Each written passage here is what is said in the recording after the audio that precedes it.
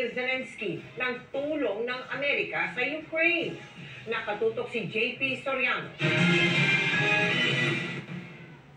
Mahigit 70 bansa ang bumoto para sa resolusyon ng United Nations na pinagsasabihan ng Russia na alisin na ang militar nito sa mga sinakop nilang lugar sa Ukraine.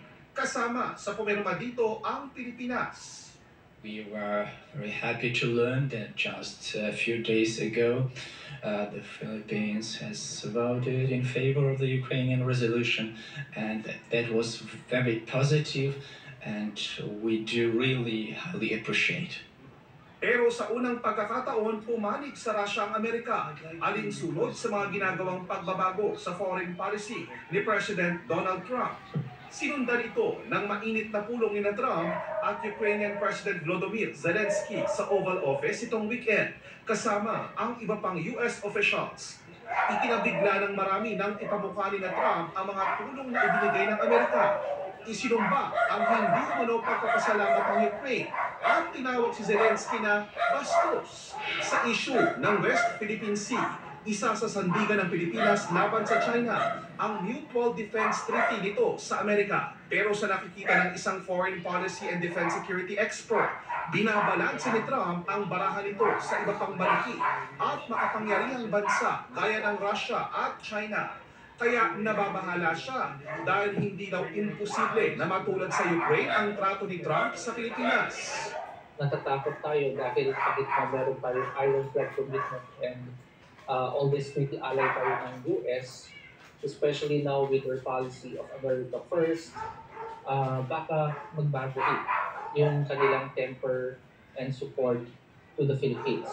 Dito raw masusubok si Pangulong Bongbong Marcos sa diplomasya at global politics. We see the art of politics, kung gaano kagaling ang ating Pangulo sa pakikipag-diskusyon kay Pangulong Trump. No? But of course, no, ang katanungan doon ay kung mag-align ba ang ating Pangulo at ang ating bansa sa kagustuhan ng Amerika. Tinanong namin na Malacanang tungkol sa nangyari sa pagitan ng Amerika at Ukraine. Sa ngayon po ay wala pong reaksyon ang Pangulo, ang Palasyo. Mas mabuti po kung ating aalamin ito sa ating DFA Secretary Enrique Manalo.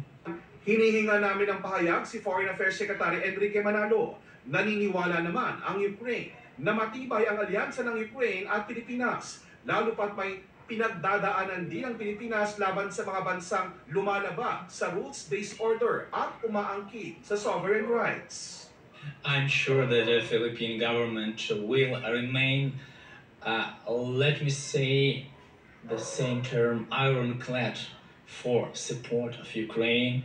We will continue to see, we will continue to observe our Philippine colleagues and the Philippine governments to be supportive of the just, lasting and comprehensive peace, and that should be based on the rule of international law. Para sa GMA Integrated News, JP Soriano, nakatutok 24 oras.